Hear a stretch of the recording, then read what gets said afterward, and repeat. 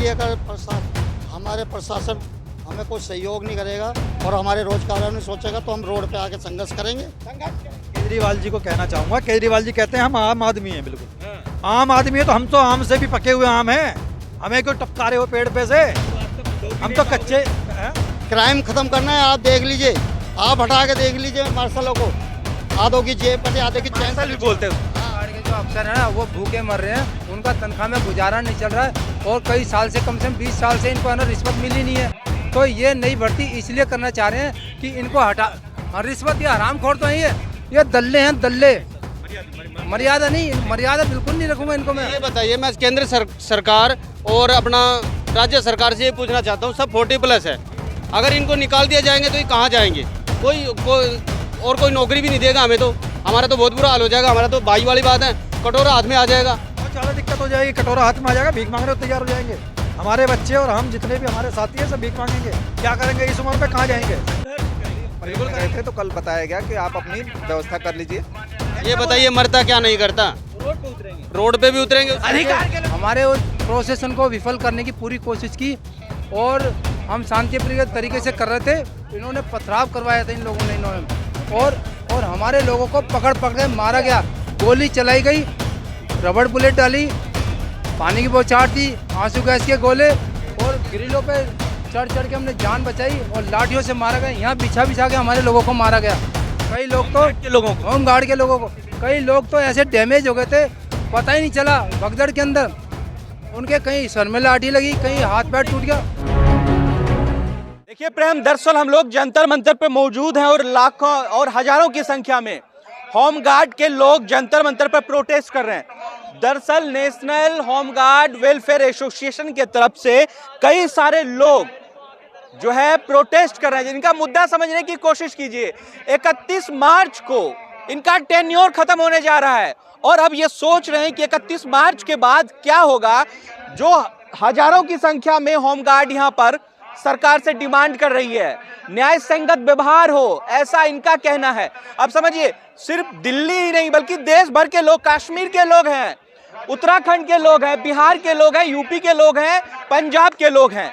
कहा गया था कि बेरोजगारी का वो मुद्दा जड़ से खत्म हो जाएगा, लेकिन आज अपने ही मेले में न्याय की गुहार के लिए, दरअसल यहां से ठीक चंद दूरी पर पार्लियामेंट है, राष्ट्रपति भवन है, मांग कर रहे हैं पीएमओ से, यानी कि प्रधानमंत्री जी से, होम मिनिस्ट्री से, अरविंद केजरीवाल से 13%, यानी कि इनका कहना है कि 13% कुछ एक पैसा होम मिनिस्ट्री की तरफ से आता है और शेष दिल्ली पुलिस की तरफ से, यानी कि आप ये समझ लीजिए 40 और 60 का रेशियो है। केजरीवाल दोनों हाथ खड़े करके कह दिए कि भैया 31 तारीख को ही ये टेन्योर खत्म होने वाला है। अब ये सुगबुगाहट दरअसल होमगार्ड के अंदर जो है धड़कने लगी, उसको लेकर जंतर मंतर का रुख इख्तियार किया। समझने की कोशिश कीजिए, जो लोग आपके सुरक्षा में 24 घंटे तैनात होते हैं, आज उन्हीं का ही बलि का बकरा बन गए, वही लोग बलि का बकरा बन गए। अब ये पहला पहलू था। दूसरा पहलू क्या, ये समझिए कि कोविड काल में सबसे ज्यादा एक्टिव होने वाले होमगार्ड की बलि होने वाली है 31 तारीख को। सरकार कह रही है कि मेरा जो खजाना है वो खाली है, मेरा खजाना खाली है, हम कुछ नहीं कर पाएंगे, आप सेंट्रल गवर्नमेंट से पूछिए। अब सेंट्रल गवर्नमेंट और दिल्ली सरकार दोनों 40 और 60 का रेशियो तय करती है इनके वेतन के लिए। अब ये लोग देखिए, सब आधे से ज्यादा यानी कि 40+, 50+ के लोग हैं। इस तस्वीर को देखिए, मासूमियत यानी कि इनके चेहरे पर देख लीजिए, क्या ही है, क्या ही मैं करूं, शब्द नहीं है, there is no word for this guy. तो मैं ये कहना चाहता हूं कि क्या सरकार इस मामले को संज्ञान में लेगी? बड़ा मुद्दा है, छोटा मुद्दा नहीं है। आपने देखा होगा दिल्ली के जगह जगह पर होमगार्ड की तैनाती होती है, किस तरीके से लोगों की सुरक्षा, और ऐसे कई मामले हैं जिनमें होमगार्ड की प्राथमिकता दी जाती है, प्रायोरिटी दी जाती है। लोग जो है बेरोजगार होने वाले हैं, इनके बच्चे जो है दरअसल बीटेक कर रहे होंगे, मेडिकल में होंगे, न जाने कहीं होंगे, और भी कहीं पढ़ाई। अब उनका खर्चा कौन उठाएगा? सवाल तो ये भी। क्या नाम हुआ आपका? सुशील कुमार नाम है सर। जेन्युइन मुद्दे हैं आपके? बिल्कुल सर। 31 मार्च के बाद खत्म सर, अभी वैसे डिपार्टमेंट से अभी कोई नोटिफिकेशन जारी नहीं हुआ। एक बर्बरी तौर पर स्टेज पर घोषणा की गई एक अधिकारी ने, किस अधिकारी ने? अधिकारी का तो मेरे को नाम नहीं पता, लेकिन मैंने वीडियो देखी है उसके हिसाब से। लेकिन मुझे लगता है अभी नोट डर है जो पहले हुआ था। देखिए पहली घटना नहीं, इसके पहले भी हुआ है, इसके पहले भी हो चुका है। और इसी बात को जब इन्होंने देखा कि एक अधिकारी ने ऐसा कहा है तो जाहिर सी बात है डर तो होगा ही, नौकरी बचाना है। और ऐसे काल में जहां नौकरी है ही नहीं, सरकार ने कहा था 2014 में 2 करोड़ रोजगार देंगे, दरअसल 2 करोड़ रोजगार अब तक के काल में नहीं हो पाया। और यही नहीं, एक ग्रेड जो पोस्ट होते हैं लगभग प्रधानमंत्री, होम मिनिस्टर, जो डिफेंस मिनिस्टर के आसपास जो पद होते हैं एक ग्रेड का 2.5 लाख खाली है महाराज, अभी वो भी भर्ती नहीं होने वाली है। अब समझ लीजिए जब एक ग्रेड का पोस्ट खाली है, यूपी पुलिस के कई पद खाली हैं, बिहार में कई ऐसे तमाम खाली हैं, उनकी भरपाई ना होकर अब होम गार्ड पर दरअसल हथौड़ा चलाने की कोशिश है। समझिए कि एक प्रकार से बाबा का बुलडोजर ही है। तो अब क्या लग रहा है, कैसे सरवाइव करेंगे आप लोग? हम कोशिश हमारी यही रहेगी, अगर हमारे प्रशासन हमें कोई सहयोग नहीं करेगा और हमारे रोजगार नहीं सोचेगा तो हम रोड पे आके संघर्ष करेंगे। बिल्कुल संघर्ष होगा। मुझे ये बताइए कि होम मिनिस्टर की तरफ से कितना टका मिलता है आपको? जैसे मेरे हिसाब से आपने जो बोला वो सही है, 40-60 का रेशियो मान के चलें, मान के चलो। यही आता है।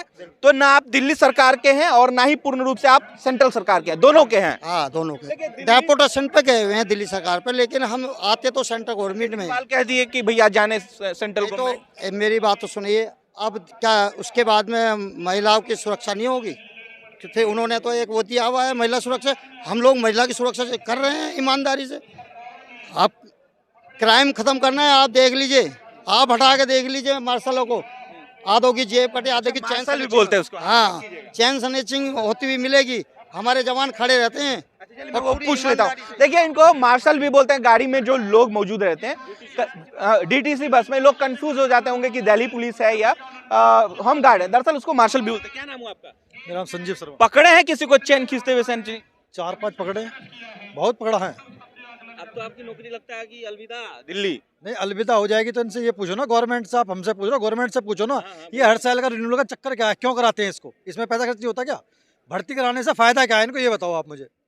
मैं आपके थ्रू गवर्नमेंट से पूछना चाहता हूँ। लगा कि दिल्ली पुलिस कई खाली कई पद हैं। दिल्ली पुलिस की तो खाली है या नहीं है वो तो मुझे पता नहीं, लेकिन अपनी तो मुझे पता है। दिया जाए तो क्या दिक्कत? ये तो इनसे पूछो ना, दिक्कत क्यों है इन्हें। ये जो हमारे अफसर हैं इनको क्या दिक्कत है, और दिल्ली गवर्नमेंट जो है या हमारी जो केंद्र सरकार है, इसको दिक्कत क्या है? केंद्र सरकार कह रही है दिल्ली सरकार जाने, दिल्ली सरकार कह रही है कि अभी तक तो दिल्ली पुलिस का ही नहीं हो पाया। क्यों केंद्र सरकार क्यों नहीं कर सकती? केंद्र सरकार के हाथ में सब कुछ है, अमित शाह जी हैं, सब कुछ है, तो ये क्यों नहीं कर सकती? कर सकती हैं। अगर ऐसा हो गया, मान लीजिए कि 31 मार्च को आप अलविदा कह दिया, तो फिर क्या होगा आपका? अलविदा होने, बच्चे पढ़ते होंगे। बच्चे पढ़ते हैं, बच्चे भी हैं, बेटी भी है, घरवाली भी है, माँ बाप भी हैं, रेंट भी है, सब कुछ है, सारा खर्चा। ये मोदी जी हैं, ये हमारे अमित शाह जी हैं, और ये हमारे जो नई पार्टी बनी है आम आदमी पार्टी, आपके केजरीवाल जी हैं। राष्ट्रीय पार्टी हो गई। हाँ जी, अब राष्ट्रीय पार्टी हो गई। राष्ट्र पार्टी हो गया है, बिल्कुल सही बात कहा है आपने, राष्ट्र पार्टी हो गया। तो ये क्यों नहीं कुछ बोलते? तो पहले भी तो ऐसा हुआ है। अगर ये आपके साथ नया तो थोड़ी होने वाला है। नहीं, मैं केजरीवाल जी को कहना चाहूंगा। केजरीवाल जी कहते हैं हम आम आदमी हैं, बिल्कुल आम आदमी है, तो हम तो आम से भी पके हुए आम हैं, हमें क्यों टपकारे हो पेड़ पे से? तो आपका हम तो कच्चे हैं। अब तो एज होने के बाद तो आप कहीं कुछ कर भी नहीं पाओगे। बिल्कुल कर नहीं पाएंगे, कुछ नहीं करने पाएंगे। सारे 40+ है, 50+ है, मैं वही कह रहा हूँ। तो ये तो जितने भी पुराने हैं। हाँ, बड़ा दिक्कत होने वाला है। दिक्कत नहीं, बहुत ज्यादा दिक्कत हो जाएगी। कटोरा हाथ में आ जाएगा, भीख मांगने को तैयार हो जाएंगे। हमारे बच्चे और हम जितने भी हमारे साथी हैं सब भीख मांगेंगे। क्या करेंगे इस उम्र में, कहाँ जाएंगे? संघर्ष करेंगे। बिल्कुल करेंगे, संघर्ष करेंगे, बिल्कुल करेंगे, संघर्ष करेंगे। ये बताइए मरता क्या नहीं करता? रोड पे उतरेंगे, रोड पे भी उतरेंगे, अधिकार के लिए रोड पे उतरेंगे। आप अपने रोड पे भी उतरेंगे। और ये बताइए हम अपने, अरे आप दूसरे की सुरक्षा करते थे, आपका कौन सुरक्षा करेगा? पहले हमारी सुरक्षा भी होगी, हम सब इकट्ठे होंगे तो सुरक्षा अपने आप ही आएगी। हाँ, तो दूसरों की अभी आप मुझे ये बताइए, मैं केंद्र सरकार और अपना राज्य सरकार से ये पूछना चाहता हूँ, सब 40+ है, अगर इनको निकाल दिया जाएंगे तो ये कहाँ जाएंगे? कोई नौकरी भी नहीं देगा हमें, तो हमारा तो बहुत बुरा हाल हो जाएगा। हमारा तो भाई वाली बात है, कटोरा हाथ में आ जाएगा, हमारी तो हालत खराब हो जाएगी। कोई सोचने वाला हो, अगर जो रिक्त स्थान है पहले हमको भरा जाए क्वालिफिकेशन के अनुसार। तो क्या कहेंगे प्रधानमंत्री जी से, होम मिनिस्टर जी से? सर कृपया करके हम सब की तरफ ध्यान दीजिए और हमारे जवानों को और हमें पक्का नियमित कर किया जाए। कितने लोग हैं आप लोग, कितनी संख्या कितनी है? 10,000 समथिंग, 10,000। हाँ उससे अधिक हो सकते हैं पूरे भारत को लेकर के। भारत को ज्यादा हाँ होगा। हाँ, मैं तो सिर्फ दिल्ली के ही बता रहा हूँ सर, मोटा मोटी दिल्ली का ही बता रहा हूँ। बहुत ज्यादा भी संख्या नहीं है, इसको एडजस्ट किया जा सकता है। हाँ बिल्कुल किया जा सकता है अगर चाहे तो गवर्नमेंट। क्या नाम हुआ आपका? बड़े बुजुर्ग लग रहे हैं। ओम प्रकाश पाल। पाल साहब, क्या लग रहा है, दिक्कत होने वाली है हाँ आपको? भाई दिक्कत हो रही है, 31 मार्च को टाइम खत्म कर रहे हैं ये। सैलरी अभी कितना मिलता है? शक्ति 21,000 कुछ है, 31,500 कुछ। हाँ गुजरात वाला हाल है आप लोगों का। हाँ जी हाँ जी। अच्छा, क्या करेंगे अब? मान लीजिए अगर ऐसा हो जाता है तो आप तो दौड़ भाग भी हम नहीं। तो सरकार से यही मांग कर रहे हैं कि हम लोगों को राज्य कर्मचारी या केंद्र कर्मचारी का दर्जा दिया जाए, हमें 60 साल तक की नौकरी दी जाए, और जिससे हमारे बच्चे, हम अगर मुझे हटा दें तो हम बेरोजगार हो जाएंगे, हमारे बच्चे कहाँ जाएंगे, हमारा परिवार कहाँ जाएगा। सरकार से यही मांग करते हैं, माननीय प्रधानमंत्री जी से यही कहता हूँ और अमित शाह जी से यही कहता हूँ कि दरअसल बात यह है कि लोग जो हैं, लोगों के मन में खौफ है, डर है, क्योंकि जब बात नौकरी पर आएगी तो दरअसल कोई भी व्यक्ति जो होम गार्ड मार्शल हैं, जो दिल्ली सुरक्षा में बड़ी तैनाती होती, जरा सोचिए कि उन पर अब बात आ गई है, तो लोगों में डर है, दहशत है कि इस उम्र में अधेड़ जिसको बोलते हैं 40 प्लस 50 प्लस के जो लोग हैं वो कहाँ जाएंगे। अब सोचिएगा 21,000 है, इस महंगाई में 21,000, जहाँ सिलेंडर 1200-1300, बिजली बिल, पानी बिल, ऐसे तमाम है, बच्चों के फीस है, प्राइवेट स्कूल में जा रहे हैं तो फीस क्या ही होगा, अनुमान नहीं लगा सकते आप, तेल है, बहुत सारी चीजें हैं, ऐसे में ये लोग कहाँ जाएंगे। अब ये सवाल दरअसल केंद्र सरकार से, राज्य सरकार से, केजरीवाल सरकार से पूछ रहे हैं कि जिन मार्शलों ने 2020 में और उसके पहले आम आदमी को भरपूर समर्थन दिया था ना, अब वो लोग कहाँ जाएंगे। अब उन लोगों के अस्मिता का सवाल है, उन लोगों को अपनी पेट बचाने की बड़ी मुहिम है, तो इसलिए लोग जो है जंतर मंतर पर आकर अपने हुक और हुकूक के लिए लगातार सवाल केंद्र सरकार से, राज्य सरकार से पूछ रहे। एक और सवाल हम लेंगे, देखिए वर्दी में है, पूरे वर्दी में क्या है, DHG क्या है इसका मतलब? दिल्ली होमगार्ड। दिल्ली होमगार्ड, बहुत बढ़िया। क्या नाम हुआ आपका? निरंजन प्रसाद गुप्ता। एकदम पूरा गुप्ता जी, पूरा ड्रेस में आ जाए, हमको डर लग जाता है कभी कभी जब हम लोग जाते हैं बस में या रोड पे चलते हैं तो लगता है कि भैया नहीं, डरने की कोई जरूरत नहीं है, एक मेंटलिटी होती है कि डर, लेकिन अब आपको डर लग रहा होगा सरकार से, आपके वर्दी से लोगों को डर लगता था, अब सेंट्रल गवर्नमेंट से, दिल्ली सरकार से भी डर लग रहा होगा। ये क्या हो गया अचानक? कल से ही टेंशन हो गई है सर पूरे परिवार के लिए।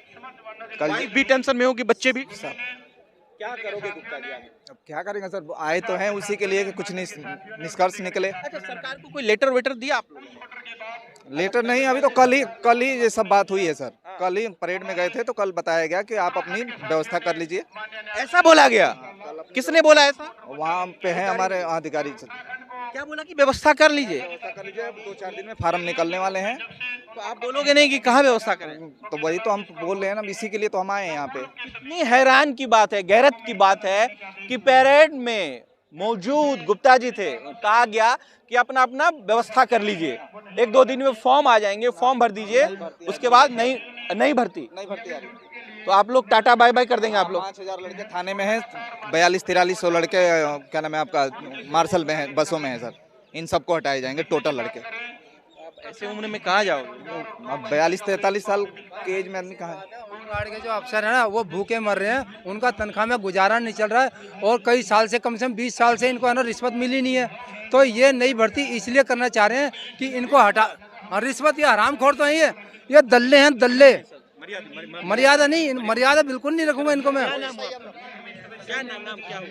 मैं 13 मार्च 1998 का फुका हुआ बैठा हूँ, इसने हमारे पर लाठी चार्ज करवाया था इन्होंने हमारे पर। हमने, अच्छा, आप इनसे पहले वाले बैच हाँ, हमने पार्लियामेंट थाने पे यानी यहाँ पे शांति प्रिय तरीके से धरना प्रदर्शन किया था, और धरना प्रदर्शन करने के कारण इन्होंने हमारे डिपार्टमेंट के है ना, ये कुछ गंदे लोग जो थे ये होमगार्ड के, इन्होंने कुछ असामाजिक तत्व भेज करके हमारे उस प्रोसेसन को विफल करने की पूरी कोशिश की, और हम शांति प्रिय तरीके से कर रहे थे, इन्होंने पथराव करवाया था इन लोगों ने, और हमारे लोगों को पकड़ के मारा गया, गोली चलाई गई, रबड़ बुलेट डाली, पानी की बौछार थी, आंसू गैस के गोले, और ग्रिलों पे चढ़ के हमने जान बचाई, और लाठियों से मारा गया, यहाँ बिछा के हमारे लोगों को मारा गया। कई लोग तो होमगार्ड के लोगों को, कई लोग तो ऐसे डैमेज हो गए थे, पता ही नहीं चला, भगदड़ के अंदर उनके कहीं सर में लाठी लगी, कहीं हाथ पैर टूट गया। देखिए, मैं गुप्ता जी माफ़ी चाहता हूँ। देखिए, पहले भी इस तरह के प्रोटेस्ट हो चुके हैं, लेकिन कोई निष्कर्ष आउटपुट नहीं निकल पाया। जाहिर सी बात है, जो लोग आज सड़कों पर उतर कर प्रोटेस्ट कर रहे हैं, अब ये उम्मीद क्या लगा सकते हैं सेंट्रल सरकार से या राज्य के सरकार से? यही कह सकते हैं कि हमारी किसी तरह नौकरी बचे, लेकिन जिसकी उम्मीद बहुत कम है। अब सोचिए, इनसे पहले जो लोग नौकरी से नादारत हो चुके हैं, उन पर लाठी तक बरसाई गई। मैं हैरान हूँ कि जिस मेले में कहा जाता है कि न्याय संगत व्यवहार होगा, आज वहां बेरोजगारों के ऊपर न्याय संगत क्या अन्याय हो रहा है। मैं खुल के कह रहा हूं, prime minister of India, home minister of India और चीफ मिनिस्टर ऑफ दिल्ली, कि आप जिस तरीके से पूरे कायनात में, पूरे देश में बेरोजगारी का आलम है और इसको और बढ़ाने की जो आप जहमत कर रहे हैं, जाहिर तौर से देश जो है बेरोजगारी के जद में फंसता जा रहा है। सवाल ये भी है कि इनके बच्चे क्या करेंगे, इनकी बीबी क्या सोच रही होंगी, कहाँ जाएंगी, बच्चे जो कॉलेज में पढ़ रहे हैं उनका फीस कहाँ से जाएगा। तमाम ऐसे सवाल हैं जो अब जेन्युइन इन सरकार से पूछना चाहिए। शुक्रिया।